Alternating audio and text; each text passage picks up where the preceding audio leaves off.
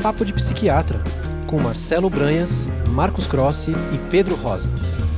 Tudo o que você sempre quis saber e nunca teve para quem perguntar.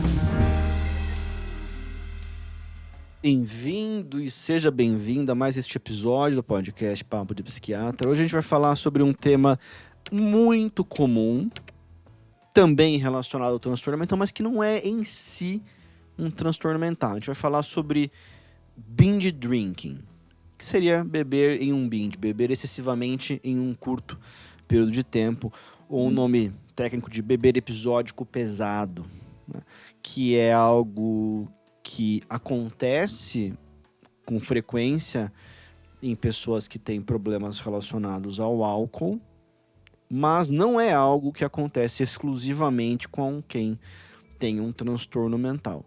Mas é extremamente comum em jovens, principalmente em épocas festivas. Nosso tema de hoje é muito importante para a saúde das pessoas. É por isso que eu estou aqui com o Marcelo e com o Marcos para falarmos sobre binge drinking. Oi, pessoal.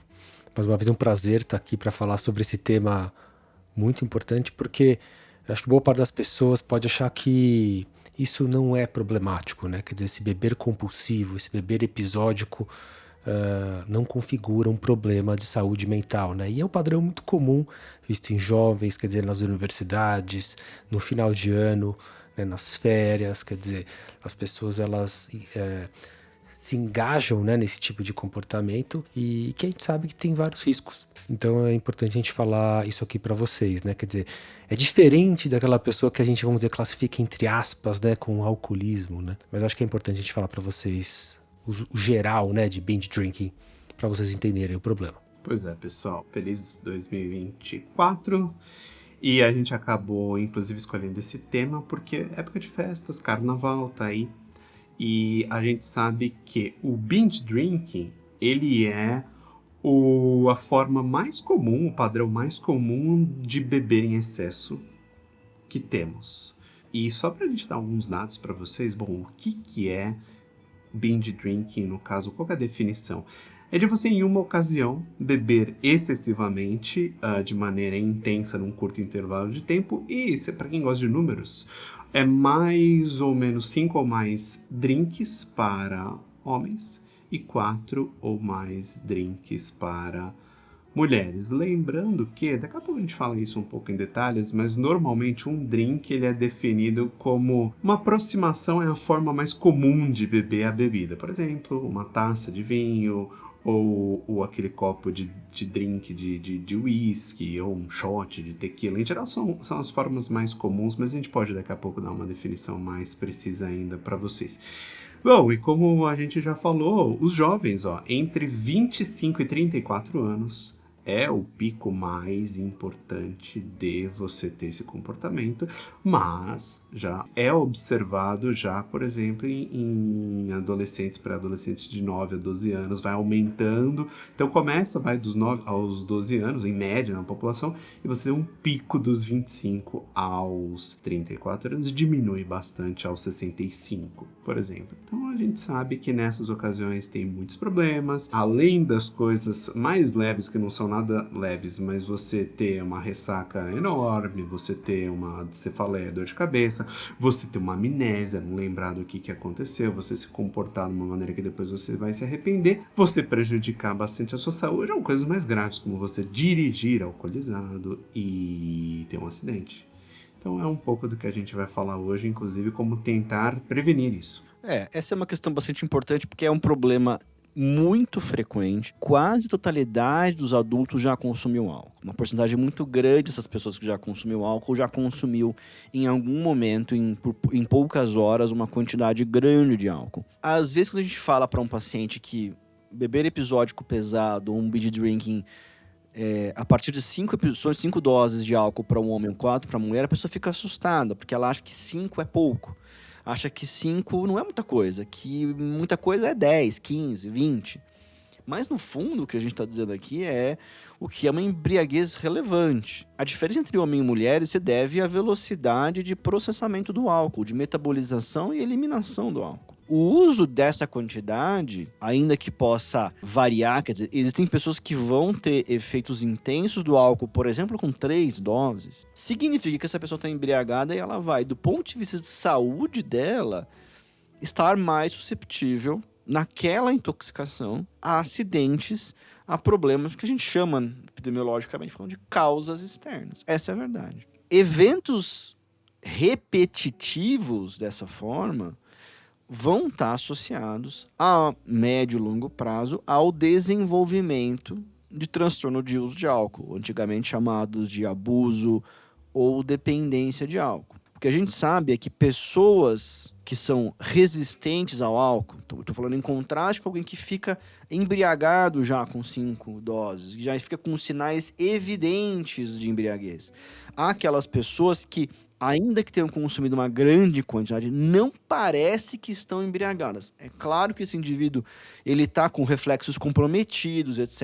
Mas ele não sente, ele não está visivelmente embriagado. São pessoas que têm resistência ao álcool, são pessoas que são capazes de consumir uma grande quantidade de álcool, 3, 4, 5 litros de cerveja, uma garrafa de uísque, e não estão ali absolutamente prostrados, desmaiados, como outras pessoas estariam.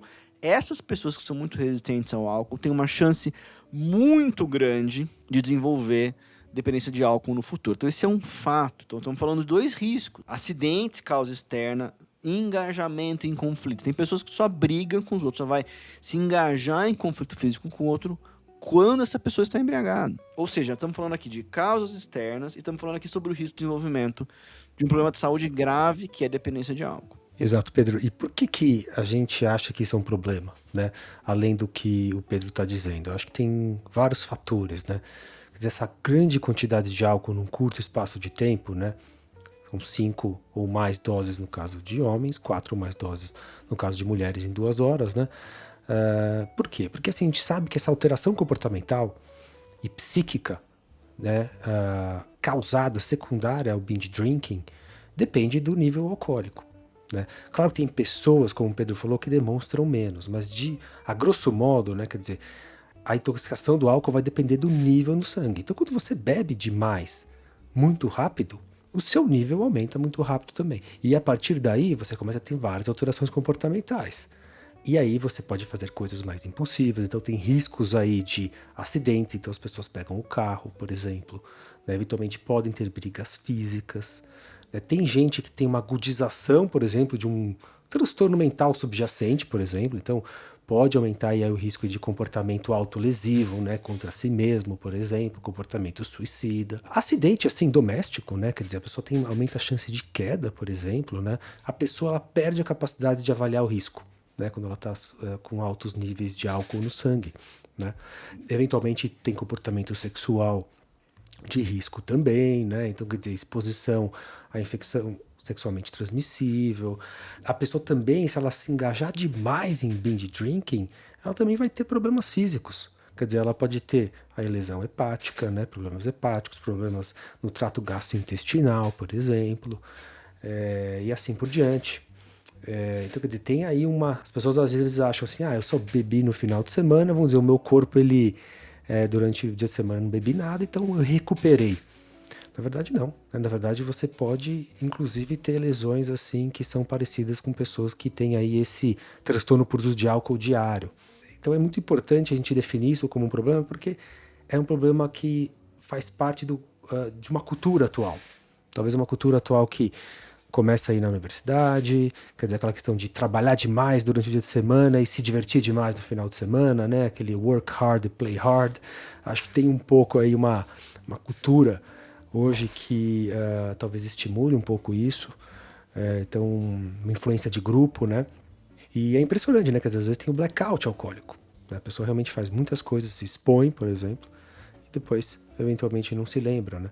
Então, quer dizer, é um padrão que eu acho que de certa forma é importante falar, porque tem muitos riscos e a gente precisa ajudar as pessoas, né, que tem esse tipo de problema. E uma das formas de como falar, porque a gente pode se perguntar também, como falar? No caso dos profissionais de saúde mental, a gente acaba usando muito técnicas de entrevista motivacional. Por quê? Porque muitos pacientes eles acabam tendo uma certa má percepção de como é prejudicial esse comportamento para ele ou para ela. E o paciente muitas vezes, quando tem alguma percepção, de certa forma tem uma certa negação ou resistência de enfrentar essa questão. Por quê? Porque a gente sabe que, obviamente, é um comportamento prazeroso, a pessoa tem um prazer.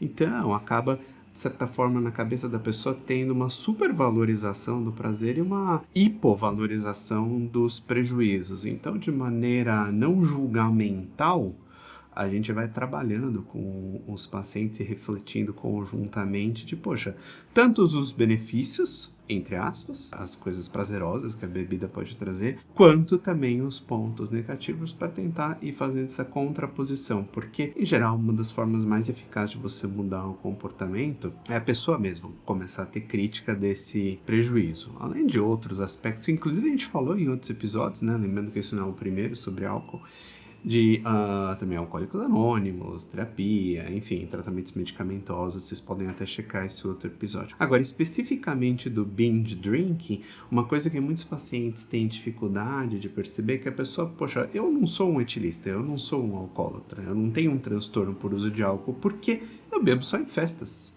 eu bebo só em comemorações. Eu bebo só num jantar com uns amigos. E a pessoa acaba não percebendo que num churrasco de final de semana, a pessoa acaba não percebendo que nesses eventos ela bebe muito. E a gente sabe que tem uma curva de controle do próprio comportamento. Tem algumas pessoas que têm uma curva de que vai aumentando a quantidade de álcool no organismo e a pessoa vai ficando alcoolizada. Só que tem algumas pessoas que têm, de certa forma, um ponto de inflexão nessa curva, que é a hora que é aquele estalo, como se fosse aquele momento que a pessoa perde a noção, por assim dizer, repentinamente. Então, tem algumas pessoas que é importante falar isso. Tem um formato de curva diferente, de uma perda importante do controle sobre o comportamento, que é um ponto de inflexão. E qual que é o importante de a gente trabalhar com os pacientes? As pessoas têm esses formatos de curva diferentes. Então, às vezes, o paciente, há 5, 10 minutos,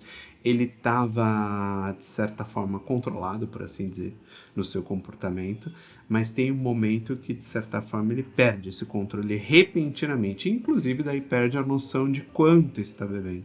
Então, um ponto importante também é a gente saber que as pessoas são diferentes, né? Na metabolização do álcool, na tolerância ao álcool, no nível de enjoo que sente bebendo. Tem uma série de fatores estruturais que, por exemplo, orientais, às vezes, inclusive por uma diferença numa enzima, vão passando mal à medida que vão bebendo, e inclusive é um fator protetivo. Tem gente que vai sentindo enjoado, não consegue beber mais. Agora não. Tem gente que não tem todos esses sintomas e sinais, e ainda por cima tem um ponto de inflexão na curva de 5, 10 minutos, dá um clique e a pessoa perder a noção repentinamente. Então, são todas coisas que a gente vai conversando de maneira não julgamental com o paciente, inclusive para não colocar todo mundo na mesma caixinha, né? É que muitas pessoas têm a ideia da dependência, do problema relacionado ao álcool, como uma pessoa que bebe sozinha, diariamente, bebe para iniciar o dia. Tem uma expressão para ele que chama eye-opener. O indivíduo ele precisa do álcool para iniciar o dia. É claro que essas são expressões talvez especialmente graves do problema relacionado ao álcool. Mas existem pessoas que têm problemas relacionados ao álcool ou que virão a ter com uma probabilidade considerável que não bebem todo dia, não bebem nem na maioria dos dias. Mas quando bebem, que isso aconteça 1 ou 2 vezes por semana, ou francamente até menos, passam por esse cenário que o Marcelo descreveu, que é da perda do controle sobre o comportamento. E nesse contexto, trazem para si e para as pessoas à sua volta problemas consideráveis. Então, o que acontece com uma pessoa que já se envolveu em alguns acidentes de trânsito e persiste no uso do álcool de maneira descontrolada? Persiste pegando um carro para dirigir. Essa pessoa pode ter um desfecho de saúde trágico contra si ou contra os outros muito antes de uma pessoa que bebe todos os dias. Então, não estou dizendo que a pessoa deve alternativamente ficar em casa e beber todos os dias. Mas eu estou comparando aqui, dizendo que também é um problema de saúde com prejuízos relevantes o indivíduo que bebe algumas vezes por mês em grande quantidade, colocando a si mesmo em risco. Uma outra questão é que algumas pessoas têm a crença de que aquele indivíduo que bebe em contextos festivos, recreativos, não tem um problema em que o problema, na verdade, seria você beber para lidar com emoções negativas. O indivíduo que bebe sozinho por tristeza, por luto, por sofrimento. Sim, esse indivíduo que ele bebe para aplacar emoções negativas, sugiro aqui que vocês ouçam um episódio sobre neuroticismo. Será que você é neurótico? O episódio tem esse nome.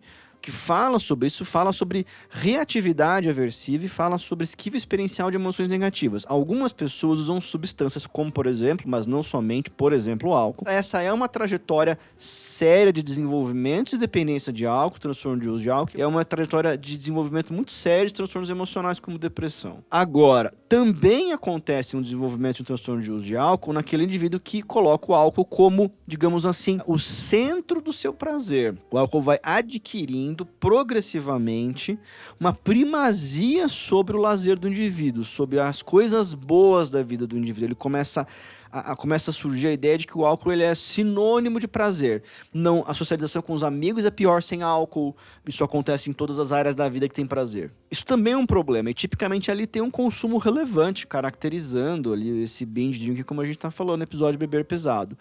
Então, ali também tem uma trajetória de desenvolvimento de transtorno de uso de álcool que muitas vezes é negligenciada porque ela não é imediatamente sofrida, ela é alegre, ela é recreativa, mas ali reside um potencial problema muito grande, principalmente para quem é mais jovem, principalmente para quem bebe mais, principalmente para quem tem histórico familiar de transtorno de uso de substância. Exato, Pedro.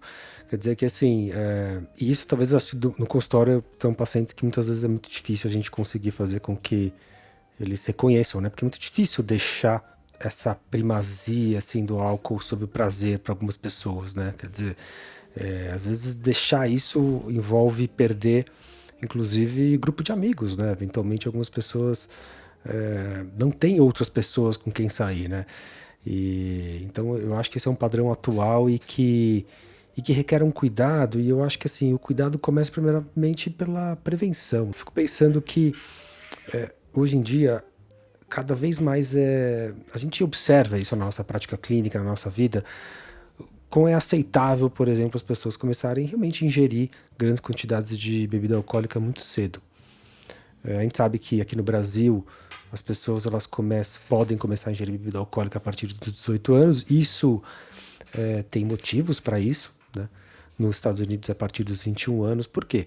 Porque quanto mais cedo você começa a ingestão de bebida alcoólica, maior a chance de você ter problema com bebida alcoólica no futuro. Ainda o seu sistema nervoso central está em desenvolvimento, portanto a toxicidade vai ser maior num cérebro de adolescente do que num cérebro de um adulto. Tem várias outras situações também que fazem com que a gente proíba, vamos dizer, a ingestão de bebida alcoólica em pessoas mais jovens. Quer dizer, a pessoa mais jovem é muito mais sensível à bebida alcoólica, o jovem ele já é mais impulsivo, enfim. Vários estudos mostram, quer dizer, quanto mais cedo você começa a ingerir bebida alcoólica, maior a chance de você ter transtorno por uso de álcool. Então, eu acho que talvez uma discussão mais aberta na sociedade sobre esses aspectos, as famílias saberem um pouco mais sobre isso, vai fazer com que, de alguma forma, a gente previna, né, a exposição precoce à bebida alcoólica. Um segundo ponto, né, eu acho que é desmistificar isso, né, quer dizer que a pessoa bebe no final de semana não tem problema relacionado ao álcool, né? Na verdade, não. Um terceiro ponto também que é muito importante é que, assim, tem essa questão dos drinks padrões, né? Quer dizer, essas doses padrões de álcool. Que as pessoas falam, olha, se você bebe 1 ou 2 drinks por dia e você é homem, é um consumo aceitável. Se você bebe até um drink por dia, se você for mulher, é um consumo aceitável. A questão é a seguinte, cada vez mais isso tem se colocado em dúvida, né? Porque aparentemente não existe assim um nível assim que você considera, vamos dizer, seguro, né? Que você vai falar, não, pera lá, esse drink você não vai ter problemas relacionados à saúde, né? Na verdade, você pode ter problemas relacionados à saúde em geral, mesmo consumindo essas quantidades, né? A questão é sempre aquela questão, claro, do risco-benefício, quer dizer, do uso responsável, né? Então, assim, não é uma resposta assim tão fácil assim para falar, olha, isso aqui você pode beber, isso aqui você não pode, tá? Um outro ponto que eu acho que é importante, assim, sobre porque o Marcelo comentou um pouco sobre essas questões das curvas de resposta, né? Uma questão de orientar, né, pessoas que têm esse tipo de problema seria, por exemplo, você colocar um objetivo, né, de quanto que você vai beber antes, né? É claro que assim, se a pessoa ela escolher bebidas com menor teor alcoólico, isso também diminui a chance. Né? Eventualmente a pessoa ir alternando entre bebida alcoólica e bebida não alcoólica, né? Quer dizer, manter uma espécie de monitoramento, né, de quanto ela bebeu, eventualmente até escrever quanto que ela bebeu, comer antes de beber e eventualmente até aprender a dizer não, né, aos drinks, assim, quando os amigos estão ali enchendo o seu copo, porque muitas vezes é isso que acontece, as pessoas vão enchendo o copo uma das outras e isso vai perdendo, né, o controle, né, quer dizer, esses lugares, principalmente lugares que têm muita disponibilidade, né, quer dizer, as pessoas vão ter que tomar um pouco mais de cuidado. Então, quer dizer, são alguns manejos, assim, que pode diminuir a chance disso acontecer em pessoas, assim, que têm esse tipo de problema.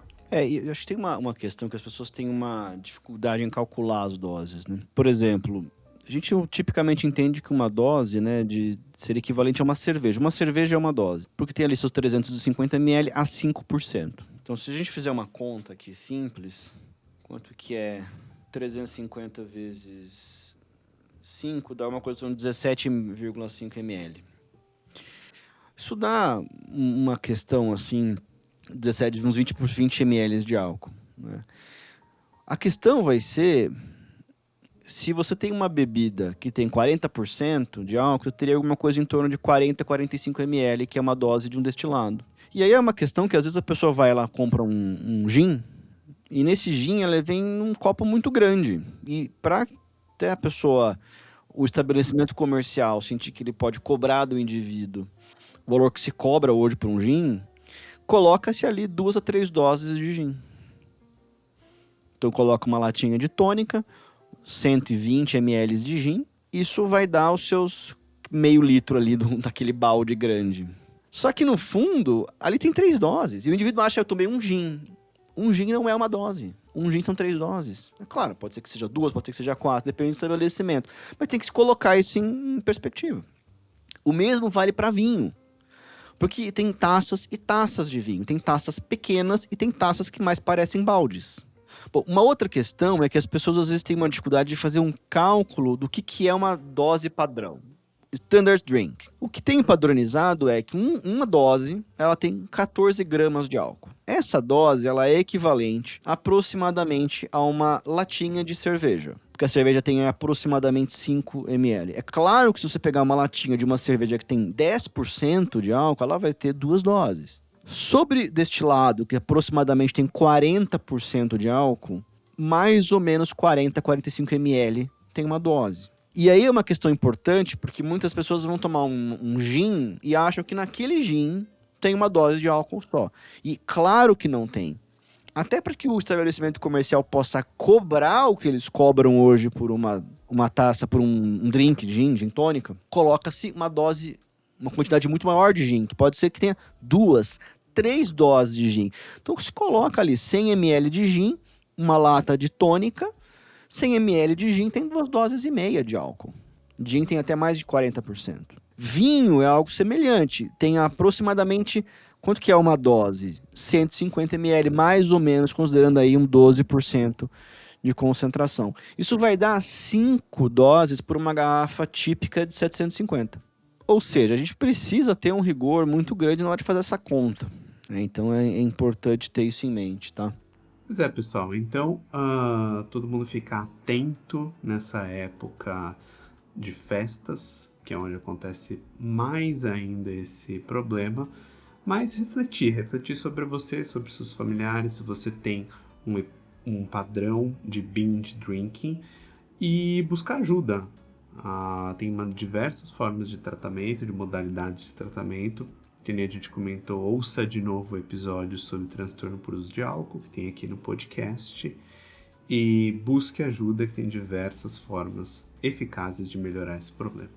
Bom, pessoal, esse foi o nosso episódio sobre binge drinking, beber episódico pesado, um tema bem importante que exige um esclarecimento, porque é uma condição de risco muito elevado para transtorno de uso de álcool, e a gente vai em frente aqui sempre trazendo para vocês conteúdo relevante no Papo de Psiquiatra. Um abraço e até a próxima.